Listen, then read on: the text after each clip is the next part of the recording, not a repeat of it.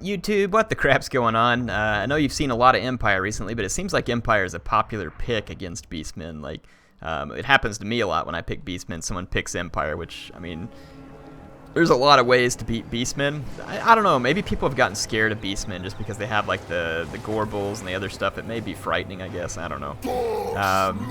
Anyway, we're going to watch an Empire versus Beastmen battle. There's a Vanguard deployed Centigor over here that spots an Empire Knight right away. Now, one-on-one, a Centigor with great weapons would wreck an Empire Knight. We've seen that. But away from support, it's a little bit dangerous to be trying to take that engagement. There's a mortar, a cannon. See a Bright Wizard, which is a nice pick. Karl Franz is here on a horse. Great swords. 2 units of halberds, and a front line, there's 2 guns and 2 more great swords. So the Empire is fairly well stacked.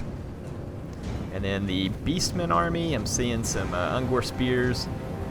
There's a Minotaur over there, a couple more Centigors with great weapons. I actually kind of like the Centigors with great weapons pick against the Empire.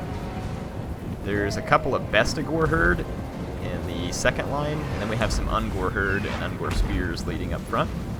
Over here, there is going to be an engagement against these Empire Knights. The Centigor should have just run away. I don't think that Karl Franz or the Empire Knights could have caught them. But allowing Karl Franz to catch up here is going to allow them to win this battle when they would have otherwise not been able to catch up. You can see that the Centigors with great weapons do cause considerable damage to the Empire Knights, but since Karl Franz arrived, they do not win that fight. There's 2 more over here, though, and we'll see how they get used. This hill kind of nicely blocks the terrain for the Beastmen, so it's actually going to limit the effective range of these handgunners. So the terrain here is going to work. The Empire position here isn't the smartest position for using their handgunners well. They should have pulled back further towards the forest, because that would have given them more line of sight. Here it allows the Beastmen to crest the hill, and then pretty quickly close the distance with minimal shots incoming. Feral Manticore is taking some shots over here from the handgunners, which is never what you want. And there's cannon fire coming out here at the Centigors. It's not a bad plan either, since cannons are decent versus large. The mortars, if they hit, will cause a lot of damage, like right there. But they're not super accurate, and they fire relatively slow. Here comes Gorbal. He's probably going to rip into these handgunners. Yes, he is. So the handgunners will get stopped momentarily. The Centigors are rounding the flanks, and here comes all the Ungor. The Bestigor rolling in. Now this handgunner microed right here, gets caught by an Ungor, which is a great engagement there. Bright Wizard throwing down the cascading fire cloak, so the Empire troops are going to be letting it rip. Empire Knights here are going to get wrecked by Centigors with great weapons. This is not a good engagement for them, so those 2 Centigors are going to take that one home. No problem. We got Apocalyptic Vision in here from Kazrak, and he's also using his Scourge ability, so he'll be poisoning these great swords. Gorbal is definitely getting hammered in this fight back here. Karl Franz is giving him the works, and there's a lot of halberds here, so this is not a good fight for Gorbal. But the rest of the Beastmen forces, they're being supported here by some Minotaurs against these great swords. It's a nice pick, because the Minotaurs are going to do a ton of armor-piercing damage. And back here you can see the Centigors with great weapons mopping up the fight against the Empire Knights. It's not going to last much longer, and they're going to be free to get some work done. This great sword here completely mismicroed. Has an excellent flanking opportunity right here into these Bestigor, and it would lay waste to them if it was used properly. So that's going to be a huge benefit for the Beastmen player, and the Centigors have broken through now. There's an Empire Captain back here. He's on foot. Interesting. Trying to take down the Feral Manticore, who's disrupting all the artillery. These gunners are still tied up with some Beastmen units. That great sword comes in and starts getting some nice kills there. You can see here the Wissen's Wild Form being used for the Beastmen units. Nice use of the Beast Shaman there after the Manticore was spawned.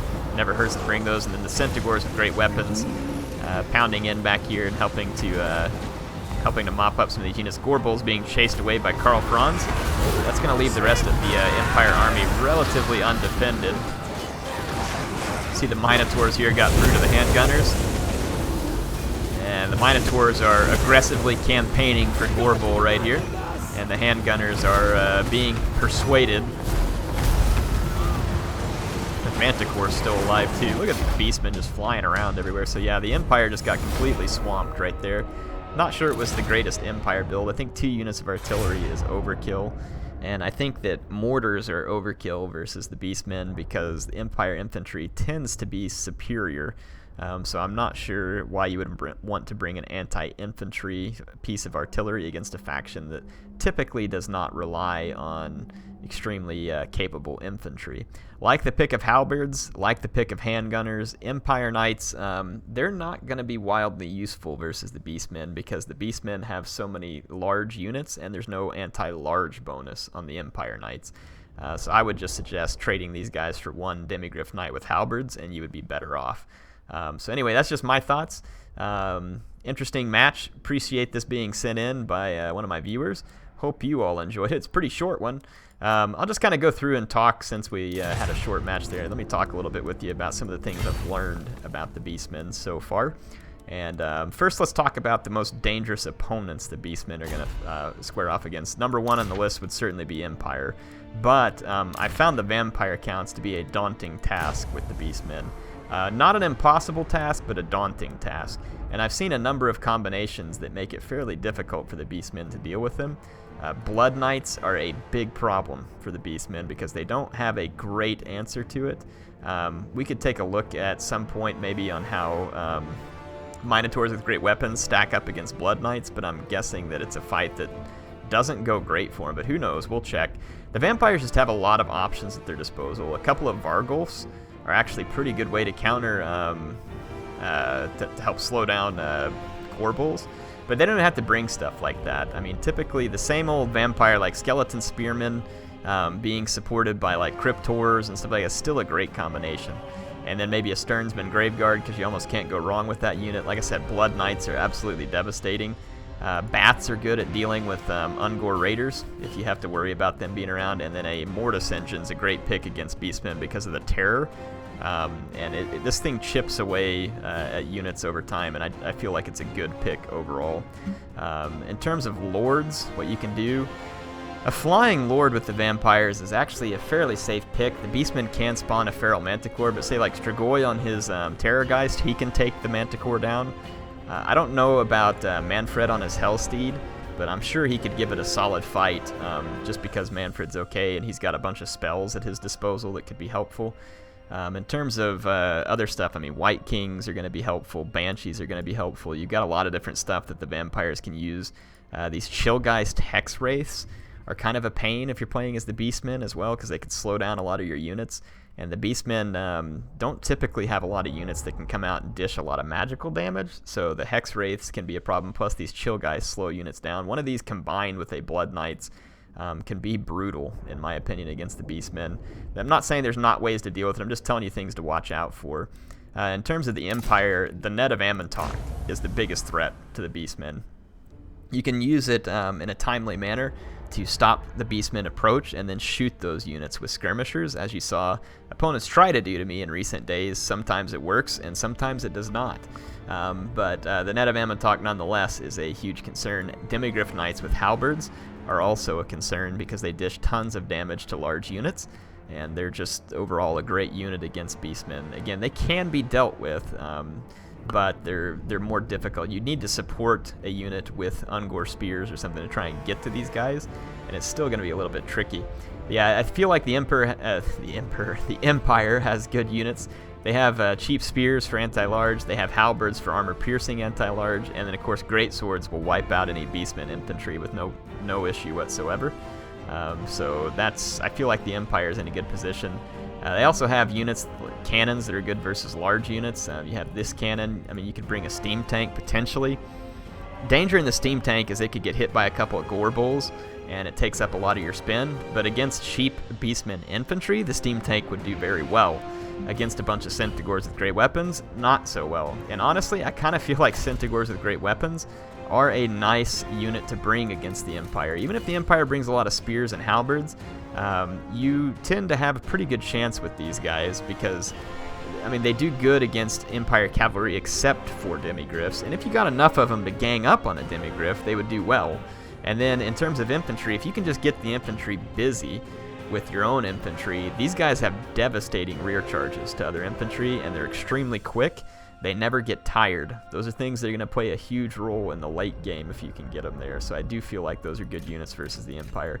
Factions that are less of a threat, I wouldn't say they're no threat, but like dwarfs are a pretty low threat in my opinion to the Beastmen, because the Beastmen have so many monstrous infantry and they have decent cavalry and all that kind of stuff. The dwarfs can beat the Beastmen, I've seen it, but I'm just saying that, I mean, the Beastmen can be frightening for the dwarfs as well. Bretonnia can shut down Beastmen with a lot of their cheap missiles. But at the same time, I think Centigors with great weapons, and I'll have to test it, but I think they would do quite good versus Knights of the Realm and Grail Knights for the price. It'd be the Flying Death Squad would be the scariest thing to go up against as the Beastmen, but if the Bretonnia player brings plenty of polearms and then some missiles, I think they would be in good shape. The challenge that you're going to have as the Bretonians is you're going to have to keep Gorbel out of your archers. And it's not going to be easy. You'd have to make sure your paladins stay free and able to do so, while Leon Kerr maybe helps try to take out the Beastmen Lord or something like that with his cycle charges. Pegasus Knights could be useful, I think, against Beastmen, but they also could get pretty fragile. But a rear charge from Pegasus Knights would do a lot to Beastmen infantry, but I don't know. Like I said, there's kind of, I can see this swaying around, but I think the Beastmen are dangerous to any faction given a proper pick and a player who uses them well. This is not my summary for the week yet, or the week. It's been more than a week, but you know what I mean.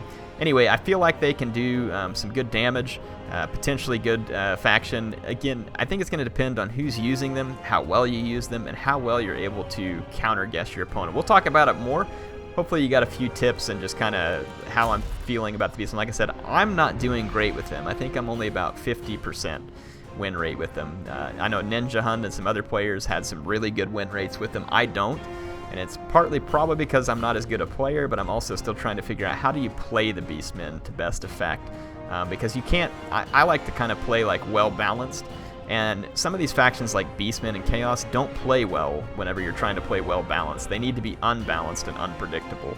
And that's not my play style a lot, so it makes it a struggle for me. Anyway, hope you all enjoyed this. I will see you soon. Appreciate you watching. HeirofCarthage, signing out.